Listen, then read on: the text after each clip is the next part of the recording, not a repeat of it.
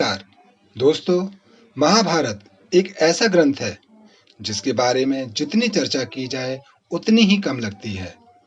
हस्तिनापुर के राज सिंहासन के अधिकार को लेकर लोगों के अपने अपने तर्क हैं। कहते हैं जब पांडव पांडु के पुत्र थे ही नहीं तो उनका सिंहासन पर अधिकार कैसे हो गया। आज के वीडियो में इसी प्रश्न का उत्तर देने का प्रयास कर रहा हूँ। वीडियो अंत तक देखिए और अगर आपने सब्सक्राइब नहीं किया है तो अभी सब्सक्राइब कीजिए। हस्तिनापुर का उत्तराधिकारी कौन सही है, पांडव या कौरव? जबकि पांडव देवताओं की संतान थे।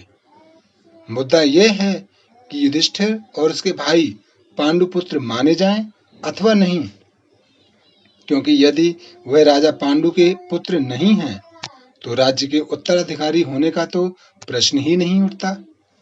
महाभारत में पति के अयोग्य होने पर दूसरे पुरुष से संतान प्राप्त करने के लिए नियोग क्रिया का वर्णन मिलता है। यहाँ सबसे पहले हम नियोग के बारे में जान लें, जिसका वर्णन मनुस्मृति में तो है ही, 1875 में छपी स्वामी दयानंद द्वारा लिखी पुस्तक सत्यार्थ प्रकाश में भी है। प्राचीन भारत में शासन व्यवस्था को सुचारू रूप से चलाने के लिए विशेष प्रकार के नियम बनाए गए थे। जब राजा के कोई संतान नहीं होती थी अथवा किसी राजा की मृत्यु निसंतान की अवस्था में ही हो गई हो, तब नियोग का नियम का सहारा लिया गया। नियोग प्राचीन काल की वह व्यवस्था थी जिसके द्वारा कुछ विशेष परिस्थितियों में विवाह के इतर संतान प्राप्त की जा सकती थी। इसे प्रथा न कहकर व्यवस्था कहना चाहिए। इस व्यवस्था को कब कब उपयोग में लाया जाता था, इसे इस प्रकार समझ सकते हैं। पहला, राजा की असमय मृत्यु हो जाने पर राज्य का उत्तराधिकारी प्राप्त करने के लिए रानी का किसी अन्य पुरुष द्वारा गर्भ धारण करवाया जाता था। दूसरा, ऐसा विश्वास था कि पुत्र द्वारा पिंडदान न किए जाने पर व्यक्ति को मोक्ष प्राप्त नहीं होता, इसलिए पति यदि नपुंसक हो तो पत्नी नियोग द्वारा संतान प्राप्त कर सकती थी। इसमें पति पत्नी दोनों की सहमति होना आवश्यक था। नियोग के लिए कुछ विशेष नियम थे। यहाँ यह जानना आवश्यक है कि नियोग केवल और केवल संतान प्राप्ति के लिए बनाया गया नियम था, न कि शारीरिक सुख प्राप्त करने के लिए। पहला नियम था, नियोग करवाने के लिए उपयुक्त पुरुष का चुनाव घर के बड़े अथवा कुल गुरु करते थे। इसके लिए स्वस्थ निरोगी पुरुष को चुना जाता था। ऋषि मुनि उस काल में सर्वश्रेष्ठ माने जाते थे, अतः अधिकतर उन्हें ही प्रधानता दी जाती थी। दूसरा नियम, केवल 3 बार ही इसका प्रयोग किया जा सकता था। तीसरा नियम, नियोग द्वारा उत्पन्न संतान पर पति पत्नी का ही अधिकार होता था। नियोग के लिए चुने हुए पुरुष का बच्चे पर कोई अधिकार अथवा कोई संबंध नहीं रहता था, ना ही उसे बच्चे से मिलने की अनुमति होती थी। अब आते हैं मूल प्रश्न पर, जो प्रायः कलयुग के मनुष्यों द्वारा उठाया जाता है। सभी पांडव भाई किसी न किसी देवताओं की संतान थे, तो क्या पांडव भाई पांडु के पुत्र कहलाएंगे? और जब वे पांडु के पुत्र थे ही नहीं तो हस्तिनापुर के राज सिंहासन पर उनका अधिकार कैसे बनता था? इसका संक्षिप्त में इसका उत्तर दिया जाए तो हाँ हो सकता है, किंतु इससे प्रश्न की जिज्ञासा बनी रहेगी। उसका विस्तार में बताना आवश्यक है। पांडु पुत्रों का नियोग द्वारा जन्म उस समय कोई अनोखी घटना नहीं थी। महाभारत में ही इसी व्यवस्था द्वारा पहले भी पुत्र प्राप्त किए जा चुके थे। इसके लिए चलिए हम महाभारत की कथा में 2 पीढ़ी पीछे जाकर देखते हैं। महाराज शांतनु के बड़े पुत्र देवव्रत ने विवाह न करने और राज सिंहासन पर न बैठने की भीष्म प्रतिज्ञा की थी, जिसके कारण वह भीष्म कहलाए। महाराज शांतनु की दूसरी पत्नी सत्यवती से उनके 2 पुत्र हुए, चित्रांगद एवं विचित्रवीर्य। चित्रांगद की मृत्यु अल्पायु में ही हो गई थी। केवल विचित्रवीर्य ही जीवित रहा, वह भी रोगी था।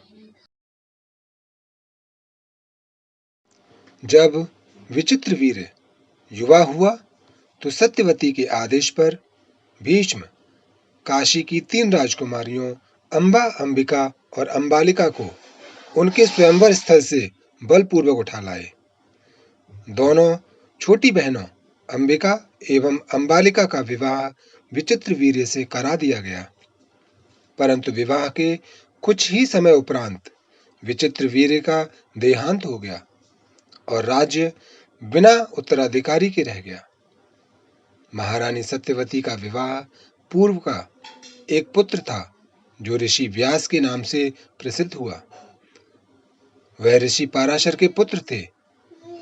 सत्यवती ने अपने इसी पुत्र को बुलाकर विचित्रवीर्य की विधवा पत्नियों का नियोग द्वारा गर्भ धारण करवाया। इस प्रकार अंबिका से धृतराष्ट्र का जन्म हुआ और अंबालिका से पांडु का। तीसरी बार रानियों ने अपने स्थान पर दासी को भेज दिया, जिससे विदुर का जन्म हुआ। इसी नियोग से जन्मे धृतराष्ट्र और पांडु को यदि विचित्रवीर्य के पुत्र और हस्तिनापुर के उत्तराधिकारी स्वीकार किया गया तो निश्चय ही युधिष्ठिर और उसके अन्य भाइयों को भी पांडु के पुत्रों के रूप में स्वीकार करना होगा। जैसा पहले भी बताया जा चुका है कि नियोग क्रिया द्वारा प्राप्त बच्चे पर नियोग के लिए चुने गए पुरुष का कोई अधिकार नहीं होता था। वह पूर्णतः उसकी मां एवं उसके पति का माना जाता था। जब एक ऋषि द्वारा राजा पांडु को यह शाप दिया कि पत्नी के संग सहवास करने पर उनकी मृत्यु हो जाएगी, तो यह सोचकर कि वह निसंतान ही रहेंगे, पांडु बहुत दुखी हुए। तब कुंती ने उन्हें ऋषि दुर्वासा द्वारा दिए गए वरदान के बारे में बताया।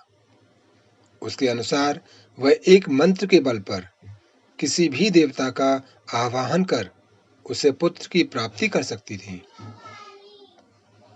पांडु ने कुंती को इसी मंत्र के बल पर पुत्र प्राप्त करने की सहमति दे दी। इस प्रकार कुंती के 3 पुत्र हुए, युधिष्ठिर, भीम और अर्जुन। कुंती ने जब वह मंत्र माद्री को दिया तो माद्री से नकुल और सहदेव की प्राप्ति हुई। यह मानने से कि देवताओं ने वह बालक सीधे कुंती और माद्री की गोद में डाल दिए थे, यह अधिक संभव लगता है कि वह नियोग द्वारा प्राप्त किए गए थे। इस प्रकार निश्चय ही युधिष्ठिर और उसके भाई पांडु पुत्र ही माने जाएंगे। आज के परिवार नियोजन वाले युग के लोग शायद न समझ पाएंगे कि उस समय बच्चे होने पर इतना बल क्यों दिया जाता था। निश्चय ही उस काल में अधिक से अधिक संतान पाना समय की अनिवार्यता रही होगी। जितनी अधिक संख्या होगी उतना ही उस समाज के जीवित रहने, फलने फूलने की संभावनाएं अधिक होंगी। उस समय शिशुओं का मृत्यु दर भी अधिक होता था। अतः यह सोच भी काम करती थी कि बहुत सारी संतान होने से कुछ तो बच ही जाएंगे, जो वृद्धावस्था में उनकी देखभाल करेंगे। अभी 30 से 40 वर्ष पूर्व तक नई दुल्हन को दूधो नहाओ पूतो फलो अथवा 7 पुत्र होने का आशीष दिया जाता था। देखा जाए तो आज भी लोगों को अपने बच्चे, अपने खून की चाह रहती ही है। वरन बच्चा तो गोद लेकर भी पाला जा सकता है, और हमारे देश में तो अनाथ बच्चों की कोई कमी भी नहीं है। तब भी लोग सरोगेसी, टेस्ट ट्यूब बेबी इत्यादि से बच्चे प्राप्त करते हैं, जो महंगा होने के साथ साथ कष्टदायक भी है। आज से हजारों वर्ष पूर्व जब व्यवस्थाएं अलग थीं, तब संतान प्राप्ति के लिए नियोग के नियम का प्रचलन था। दोस्तों, वीडियो में दिए गए तर्कों से आप कितना सहमत हैं? हमें कमेंट करके अवश्य बताइए। आपको वीडियो कैसा लगा, इसके बारे में भी लिखिए। और अभी तक आपने मेरे चैनल को सब्सक्राइब नहीं किया है तो अभी कीजिए और वीडियो को लाइक और शेयर करना ना भूलें। वीडियो को पूरा देखने के लिए बहुत बहुत धन्यवाद। जय श्री राम।